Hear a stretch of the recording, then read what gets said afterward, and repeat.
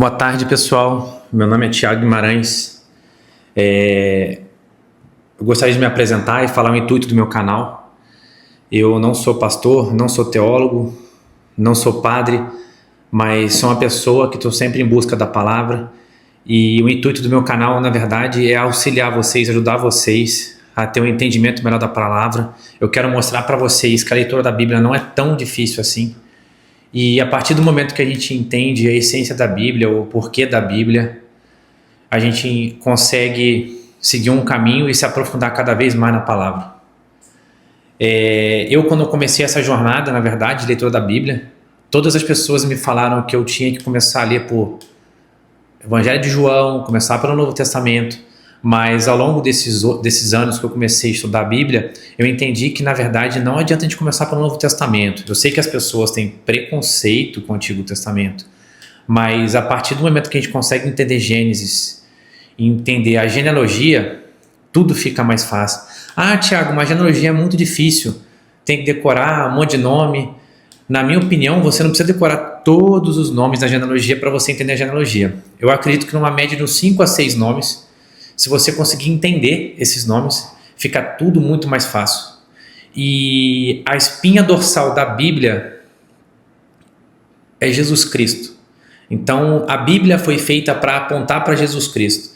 Então, a partir do momento que você conseguir entender isso, que a Bíblia foi feita para apontar para Jesus Cristo, e a genealogia nada mais é que a descendência de Jesus Cristo, e tudo se baseia nessa espinha dorsal, fica tudo muito mais fácil. Se eu pudesse resumir para vocês a Bíblia em uma frase, eu resumiria a Bíblia em: Jesus Cristo é o caminho. Então, agora nesse primeiro momento, eu queria fazer algumas considerações para vocês, que eu acho que é muito importante antes de começar o estudo bíblico, tá? Gostaria de citar para vocês também algumas passagens também que faz muito sentido para mostrar isso para vocês no meu raciocínio. Eu vou até pegar minha Bíblia aqui agora e eu queria muito mergulhar nessa jornada junto com vocês. Gostaria muito que pessoas que tivessem um entendimento da palavra me ajudassem nos comentários a complementar o meu texto. Eu acho que é muito importante, vou ficar muito feliz porque ninguém sabe tudo. Pelo contrário, eu estou aprendendo muito. Eu quero aprender muito com vocês também, tá? Deixa eu pegar minha Bíblia aqui. Então, pessoal, também nessa questão da leitura, existem várias Bíblias, então a gente fica um pouco perdido também por onde começar, que Bíblia que eu vou ler, qual que é a melhor. Eu vou comentar algumas Bíblias para vocês aqui, tá? Eu frequento a Igreja Católica, eu sou católico, mas eu posso indicar para vocês também Bíblias protestantes também que são muito boas também, tá? Eu acabo que eu leio bastante por Bíblia protestante também, que eu acho que principalmente a minha preferida é uma da Thomas Nelson, uma edição capa marrom, tá? O texto é muito fácil, tem bastante foto, colorido, legal.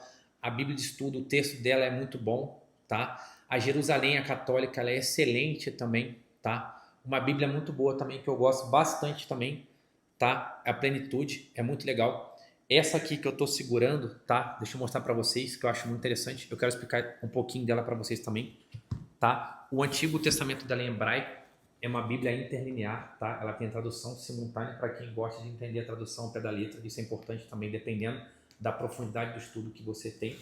E o Novo Testamento em grego, tá? Só fazendo uma passagem mais rapidinha aqui para não ficar muito longo, por que que o Novo Testamento é em hebraico, tá? E por que que o Antigo Testamento, desculpa, por que que o Novo Testamento é em grego, tá? E por que que o Antigo Testamento é em hebraico, tá?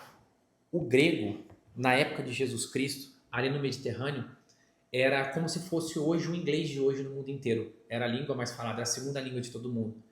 Porque no período intertestamentário, entre o Novo e o Antigo Testamento, houve um domínio do Império Grego ali na região, tá? Então o grego era uma língua muito falada. Então Jesus Cristo falava grego, Jesus Cristo falava aramaico e Jesus Cristo falava hebraico. O hebraico, né? Para todo mundo, acho que todo mundo sabe, o hebraico era a língua falada pelos judeus, a língua materna, no caso a língua principal. Então é por isso que o Antigo Testamento foi escrito em hebraico, tá? Então essa informação eu acho muito interessante vocês saberem também, tá bom? Mais para frente a gente pode conversar sobre isso, tá? E o que eu quero falar para vocês aqui, tá? em Gênesis. Por que que é importante a gente ler o Antigo Testamento, tá? Explicar para vocês o que é contra-referência. Contra-referência, na verdade, é um texto, por exemplo, que leva a um outro texto, tipo um texto do Antigo Testamento que tem uma correspondência no Novo Testamento, por exemplo. Tipo, Mateus cita muito Isaías no evangelho dele, então, na verdade, alguns textos de Isaías são citados no Novo Testamento, então seria uma contra-referência. Você está lendo aquele texto, então você fala, opa, não, peraí, deixa eu lá no Antigo Testamento para ver que passagem que corresponde, entendeu? Paulo também, ele cita muito o Antigo Testamento, também as cartas dele também, tá? É muito importante. Então, na verdade, por isso que é importante a gente sempre fazer essa leitura, entender o Antigo Testamento para poder compreender o Evangelho também, tá? E o ponto mais importante que eu acho na hora de ler a Bíblia antes de a gente começar a ler a Bíblia, a gente tem que orar, pedir para o Espírito Santo dar um entendimento para a gente. Aí você me fala, Tiago, como assim o Espírito Santo? Eu vou falar um pouquinho para vocês sobre a Santíssima Trindade. Quem que é a Santíssima Trindade? Deus Pai, Deus Filho e o Espírito Santo. E fazendo uma correspondência, Deus Pai é a água, que é a origem de tudo, Jesus é o gelo e o vapor é o Espírito Santo. Então, na verdade, na Bíblia, se a gente for pegar, por exemplo, em Gênesis, Deus já falava com a gente, já falava que Jesus Cristo já estava com ele, né? Ah, mas como assim? Onde que eu posso encontrar isso aí? Aqui, ó, primeiro capítulo de Gênesis, versículo 26. Olha que interessante. E Deus disse, façamos o ser humano à nossa imagem, conforme a semelhança. Poxa, Tiago, mas como assim? Ele não falou nada de Jesus Cristo aqui? Se ele falou façamos, vocês concordam comigo que tinha mais gente com ele? Então, provavelmente não. Jesus estava com ele, tá?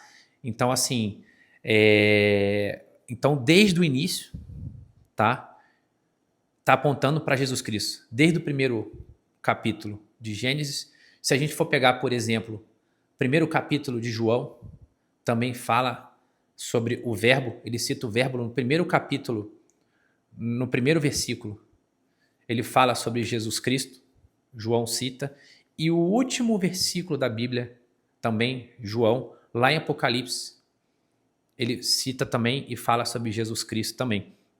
Então, a Bíblia inteira, ela aponta para Jesus Cristo. Então, Jesus Cristo é o caminho para Deus. Aonde a gente vai ter o manual do caminho é a Bíblia. A Bíblia é o livro mais importante já feito na história da Terra e do Universo. Então, é importante a gente buscar a palavra, ler e, na minha opinião, por mais que quando a gente fala em genealogia, assusta, eu vou ensinar para vocês que a genealogia, por mais que tenha muito nome, a gente não precisa decorar. Então, a partir do momento que a gente tem essa visão que Adão, após algumas gerações, ele chegou a Noé, que é a era pré-diluviana, antes do dilúvio. Aí depois do dilúvio, Noé deu origem depois a toda a humanidade, a partir dos seus 3 filhos, né? Também, dando a linhagem semita, Sem, tá? São os filhos de Sem.